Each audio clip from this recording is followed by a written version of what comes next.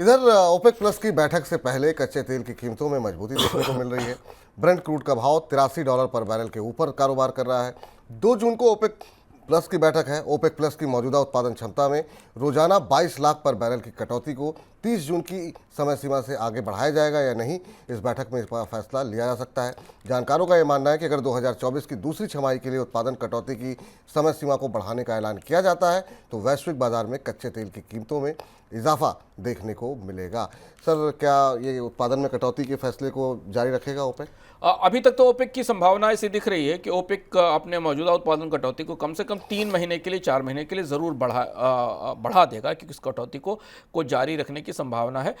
OPEC देशों को पता है कि आने वाले समय में डिमांड थोड़ी नरम गरम ही रहने वाली है और कच्चे तेल की कीमतों को $80 प्रति बैरल से ऊपर रखना उनके लिए ज़रूरी है और मजबूरी है, क्योंकि कई सारी तेल अर्थव्यवस्थाओं में कच्चे तेल की ऊंची कीमतें ही उनके लिए सबसे बड़ा सहारा है। और अभी फिलहाल जो अंतर्राष्ट्रीय आर्थिक परिदृश्य में अनिश्चितता बनी हुई, उसे देखते हुए ओपेक अपने जो प्रॉफिट्स हैं उनको सिक्योर करने के लिए उत्पादन में बढ़ोतरी तो नहीं करने वाला है। जी सर, क्या इस तरह की भी बातें सामने आ रही है कि ओपेक के देशी जो है ओपेक का जो समझौता है उसका ठीक से पालन नहीं कर रहे हैं? हाँ, एक और विवाद जो 2 जून की बैठक की दृष्टि से देखने वाला होगा, जिस पर हमारी निगाह रहेगी, क्योंकि उस बैठक के बाद हमें पता चलेगा कि क्या हुआ। इस तरीके की तमाम चर्चाएं ऑयल मार्केट में है कि ओपेक के कई बड़े मेंबर, कई प्रमुख देश जो ओपेक के सदस्य हैं, वो उत्पादन में कटौती के अनुशासन का पालन नहीं कर रहे हैं, जबकि ओपेक की सहमति के तहत, इस कार्टेल की सहमति के तहत पूरा समूह तय करके जितने उत्पादन में कटौती करता है उस कटौती को लागू करना उनके लिए ज़रूरी है।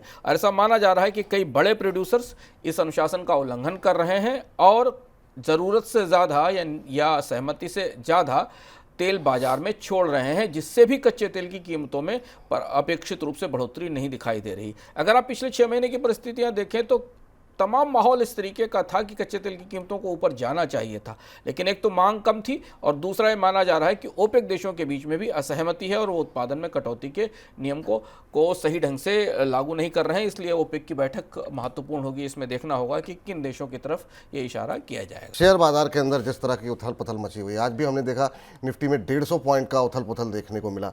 विक्स जो है वो अब 52 वीक के हाई के आसपास पहुंच चुका है। एक साल के अंदर 100% से ज़्यादा इंक्रीमेंट।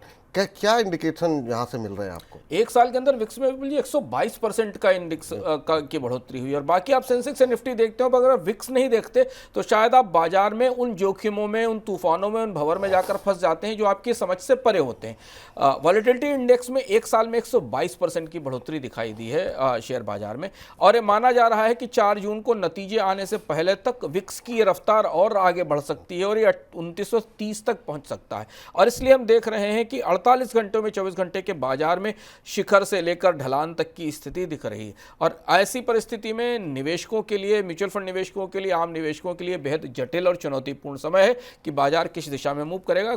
कल हम आपको बता रहे थे कि बाजार में जो तेजी दिखी उसका भी दायरा छोटा है, और अब यह दिख रहा है कि एक तरफ बाजार में बढ़ोतरी है, दूसरी तरफ बाजार की बेचैनी को, असमंजस को बताने वाला जो सूचकांक है वो रिकॉर्ड ऊंचाई पर पहुंच गया है। खासा सतर्क रहने की ज़रूरत है जब तक कि राजनीतिक रूप से 4 जून के नतीजे सामने नहीं आ जाते हैं।